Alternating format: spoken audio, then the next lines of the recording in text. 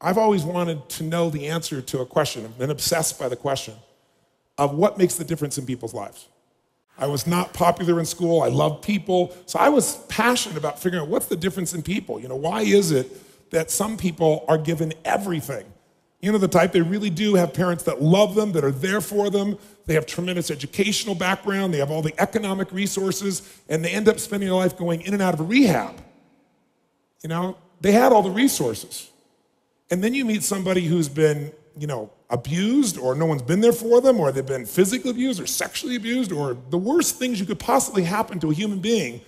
And they turn out to be some of the finest human beings you'd ever meet in your life, who are out there working to help other people and make a difference. So we all want to believe that our lives have turned out because of our biography. And the reality is we can all find people with a horrible biography who have an extraordinary life, and we have people with an extraordinary biography who have a life that none of us would want to trade with. So what's the real challenge? And I believe that the challenge in relationships and in life in every area is emotional fitness. That it starts with how emotionally fit you are in a relationship. And there are patterns that make people emotionally unfit. There are patterns that make people frustrated. There are patterns that make people depressed. There are patterns that make people angry. There are patterns that make people feel sorry for themselves. And there are also patterns that make people compassionate, playful, physically passionate, emotionally strong. There are different patterns, and they stand out to you when you've been around that many people. So I've had now 50 million people get my books and tapes, but I've been with 3 million people face-to-face from 80 countries. And when you're around those many people, the pattern becomes clear. And I've been able to use those patterns, and that's what I want to kind of expose you to tonight. And frankly, I think these patterns are common sense. But how many of you notice that common sense is not too common? Everybody's like, oh yeah, that's simple. But a lot of people say, I know this stuff. Well, if you're not doing it, you don't know it. You understand it. And understanding and $3 will almost get you a cup of Starbucks these days, It's really nice to understand things, but that doesn't change anything. You got to get in your body and actually do it.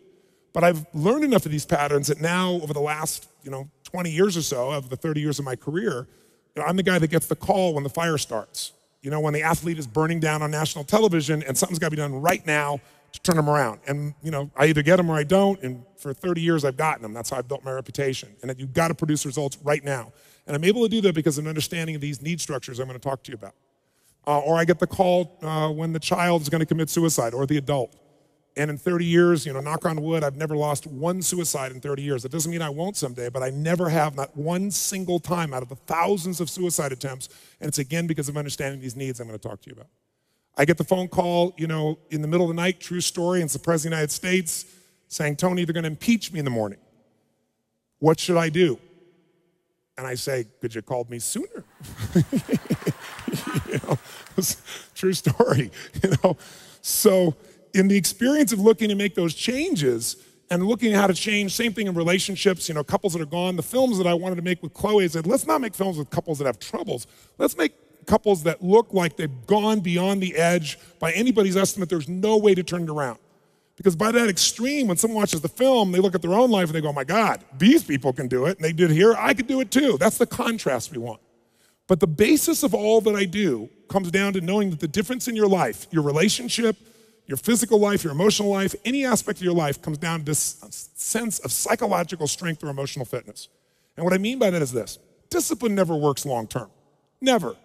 What works is when you become addicted to something positively new. You trade one addiction for another. When you shift from having to doing something to wanting to do something. So our focus is how to make that happen. But I'd say this to you.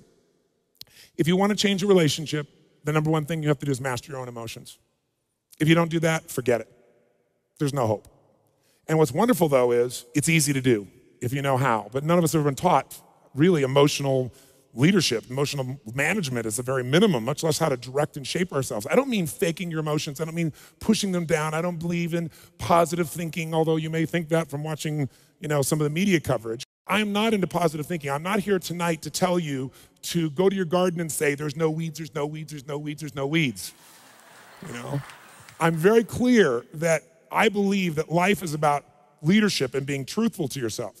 And so I believe, number one, that the mandate for any great relationship and the mandate for anybody to lead their own life and not be a follower is you got to see things as they are, but not worse than they are. Because that's where most people go. That's where they go in relationship. That's why they start to tear it down. That's why the relationship starts to break down, because people get scared when it isn't working out and then they make it worse than it is so they don't have to try. Because they don't want to try again and be disappointed. They don't want to feel that sense of rejection. They don't want to feel that sense of failure.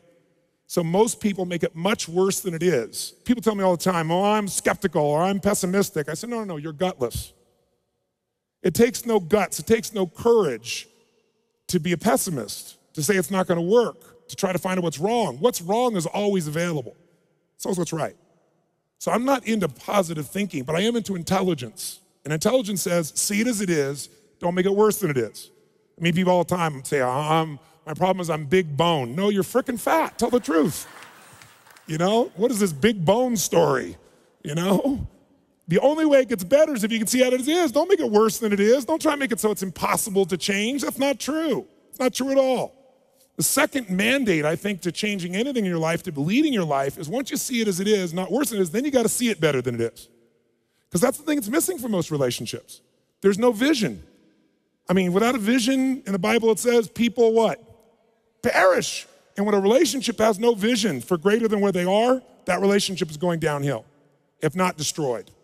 I believe that every relationship, every part of life, every part of a human being needs a compelling future. If the future's not more compelling than today could be tough, but if the future's compelling, we can get there.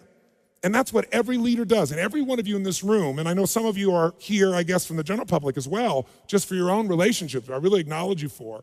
But I know that you're from the military here, I know the therapists here, people from all walks of life, you're all leaders. What's your job? To lead. Your job is to help people see it as it is, not worse than it is. What's your job? Help them create a compelling future. See it better than it is, so there's a reason to give my all again. Otherwise, there's just no juice. There's no energy. Why? They'll go through the motions, complain with each other, not really believe it's going to work, and nothing will change. And then finally, the third step that we've all got to do if we're going to change our life or anybody else's is make it the way we see it. And that's where strategy comes in. I try to take things that are complex and make them as simple as possible. I've noticed most people in the psychological world try to make it as complex as humanly possible. Because it makes us feel so sophisticated when we can talk with all these complex words and elements and so forth, and we can really, we got our degrees and we're somebody. But you know what? That doesn't help anybody. So I look for a nickel word and not trying to sound harsh to get to the heart of something. I'm trying to take something complex and make it simple so that people really will apply it. And that's the focus here.